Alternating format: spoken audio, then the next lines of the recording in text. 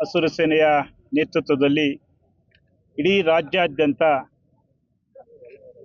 ರೈತರು ಇವತ್ತು ಜಿಲ್ಲಾಧಿಕಾರಿಗಳ ಕಚೇರಿ ಮುಂದೆ ಪ್ರತಿಭಟನೆ ಮಾಡ್ತಾ ಇದ್ದಾರೆ. ಕಾರಣ ಏನು 49 ದಿನಗಳಿಂದ ದೆಹಲಿಯಲ್ಲಿ ಶಂಭುಗಡಿಯಲ್ಲಿ ನಮ್ಮ ರೈತ ಸಂಘದ ನಾಯಕರಾದಂಥ ಜಗದೀಶ್ ಸಿಂಗ್ ದಲ್ವೆ ಅವರು 49 ದಿನಗಳಿಂದ ಸತ್ಯಾಗ್ರಹವನ್ನು ಮಾಡ್ತಾ ಇದ್ದಾರೆ.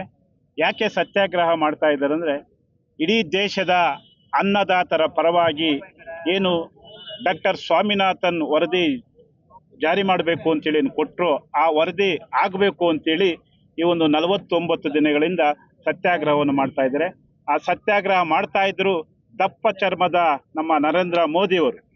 ಏನು ನರೇಂದ್ರ ಮೋದಿಯವರು 2013ರಲ್ಲಿ ಕನಿಷ್ಠ ಪಕ್ಷ 300 ಕಡೆ ಇಡೀ ರಾಜ್ಯಾದ್ಯಂತ ರಾಷ್ಟ್ರಾದ್ಯಂತ MSPನ ನಾವು ಮಾಡ್ತೇವೆ ರೈತರಿಗೋಸ್ಕರ ಅಂತ ಹೇಳಿದಂಥ ನರೇಂದ್ರ ಮೋದಿಯವರು ಅದೇ ದೊಡ್ಡ ಮಟ್ಟದ ಹೋರಾಟವನ್ನು 2020ರಲ್ಲಿ ದೆಹಲಿಯಲ್ಲಿ ಹೋರಾಟವನ್ನು ಮಾಡಿದ್ರು, ಕೃಷಿ ಕಾಯ್ದೆಗಳನ್ನು ಜಾರಿ ಮಾಡಿದ್ರು. ಆ ಸಂದರ್ಭದಲ್ಲಿ 13 ತಿಂಗಳ ಕಾಲ ಹೋರಾಟವನ್ನು ಮಾಡಿ ಇಡೀ ದೇಶಕ್ಕೆ ಒಂದು ಎಚ್ಚರಿಕೆಯನ್ನು ಕೊಟ್ಟಂತ ರೈತರು ಅಂದು ಪ್ರಧಾನಮಂತ್ರಿಗಳು ಮತ್ತು ಸಂಬಂಧಪಟ್ಟಂತ ಮಂತ್ರಿಗಳ ಕರೆದು ಏನು ಚರ್ಚೆ ಆಯಿತು, ಕೃಷಿ ಕಾಯ್ದೆಗಳನ್ನು ವಾಪಸ್ ಮಾಡಿದ್ರು. ವಾಪಸ್ ಮಾಡಿದಾಗ ಅವರು ಏನು ಹೇಳಿದ್ರು, ನಮ್ಮ MSPನ ಡಿಕ್ಲೇರ್ ಮಾಡ್ತೀವಿ ಅಂತೇಳಿ ಹೇಳಿದ್ದಂಥ ನರೇಂದ್ರ ಮೋದಿಯವರು ಇದುವರೆಗೂ ಮಾಡಿಲ್ಲ.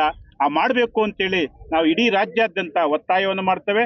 ಬರೀ BJPಯವರು ಅಲ್ಲದೆ ಅಲ್ಲಿ ವಿರೋಧ ಪಕ್ಷವಾಗಿದ್ದಂಥ ಕಾಂಗ್ರೆಸ್ನು ಕೂಡ ಏನಿವತ್ತು ರೈತರ ಪರವಾಗಿದೆ ಅಂತ ಏನು ಹೇಳ್ತಾವ್ರೆ ರಾಜ್ಯದಲ್ಲಿ ಅಥವಾ ರಾಷ್ಟ್ರದಲ್ಲಿ, ಯಾಕೆ ವಿರೋಧ ಪಕ್ಷದ ನಾಯಕರಾದಂಥ ರಾಹುಲ್ ಗಾಂಧಿ ಅವರು ಕೂಡ ಆ 49 ದಿನಗಳ ಕಾಲ ಏನು ಹೋರಾಟವನ್ನು ಮಾಡ್ತಾ ಇರುವಂಥ ರೈತರ ಪರವಾಗಿ ಯಾಕೆ ನೀವು ಬರಲಿಲ್ಲ? ರಾಜಸ್ಥಾನದಲ್ಲಿ ಹೇಳ್ತೀರಿ ಚುನಾವಣಾ ಸಂದರ್ಭದಲ್ಲಿ, ಮತ್ತೊಂದು ಕಡೆ ಚುನಾವಣಾ ಸಂದರ್ಭದಲ್ಲಿ ಇರ್ತೀವಿ ನಾವು ರೈತ ಪರವಾಗಿರ್ತೇವೆ ಅಂತೇಳಿ. ಇದು ಕರ್ನಾಟಕ ರಾಜ್ಯದಲ್ಲಿ ನಿಮ್ಮ ಸರ್ಕಾರನೇ ಸಿದ್ದರಾಮಯ್ಯನವರು ಮುಖ್ಯಮಂತ್ರಿಗಳಾಗಿದ್ದಾರ. ಇಲ್ಲಿ ಯಾಕೆ ಇವತ್ತು ಕೃಷಿ ಕಾಯ್ದೆಗಳನ್ನು ವಾಪಸ್ ಮಾಡಲಿಲ್ಲ? ರಾಹುಲ್ ಗಾಂಧಿ ಅವರೇ, ನೀವು ಹೇಳಬೇಕು. ಇವತ್ತು ಬರೀ ರಾಜಕಾರಣ ಮಾಡೋದಲ್ಲ, ರೈತರ ಪರವಾಗಿ ನೀವು ಇರಬೇಕಾದ್ರೆ ಇವತ್ತು ಕರ್ನಾಟಕದಲ್ಲಿ ಕೃಷಿ ಕಾಯ್ದೆಗಳನ್ನು ವಾಪಸ್ ಮಾಡಬೇಕು ಅಂತೇಳಿ ನೀವು ಹೇಳಬೇಕು ಅಂತೇಳಿ ಒತ್ತಾಯವನ್ನು ಮಾಡ್ತೇವೆ. ಕಾಂಗ್ರೆಸ್ ಮತ್ತು BJP ಎರಡೂ ಕೂಡ ಒಂದು ರೀತಿಯಲ್ಲಿ ನಾಣ್ಯಗಳಿದ್ದ ರೀತಿಯಲ್ಲಿ, ಒಂದೇ ನಾಣ್ಯದ ರೀತಿಯಲ್ಲಿ ಅದನ್ನು ನಾವು ಇಡೀ ರಾಜ್ಯಾದ್ಯಂತ ಇವತ್ತು ನಾವು ಖಂಡಿಸ್ತಾ ಇದ್ದೇವೆ.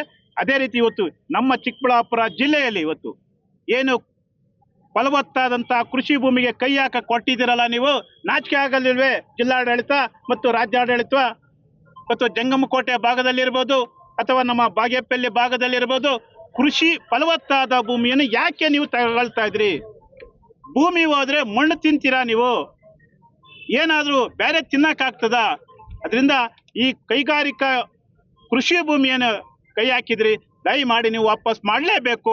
ನೀವೇನಾದರೂ ವಾಪಸ್ ಮಾಡದೆ ಹೋದ್ರೆ ನಮ್ಮ ಹೋರಾಟ ಉಗ್ರ ಆಗ್ತದೆ. ಈಗಾಗಲೇ ರಾಜ್ಯದಲ್ಲಿ ಇವತ್ತು ನಮ್ಮ ಬೆಂಗಳೂರು ನಗರದಲ್ಲಿ ಆನೇಕಲ್ ಭಾಗದಲ್ಲಿ ಆ ಡ್ರೋನ್ ಯಾವ ರೀತಿ ಸುಟ್ಟಾಕ್ಸಿದ್ವಿ, ಇಡೀ ರಾಜ್ಯಾದ್ಯಂತನೂ ಕೂಡ ನಾವು ಉಗ್ರವಾದಂಥ ಹೋರಾಟಕ್ಕೆ ನಾಂದಿ ಆಡಬೇಕು ಅಂತೇಳಿ ನಾವು ಎಚ್ಚರಿಕೆಯನ್ನು ಕೊಡ್ತೇವೆ.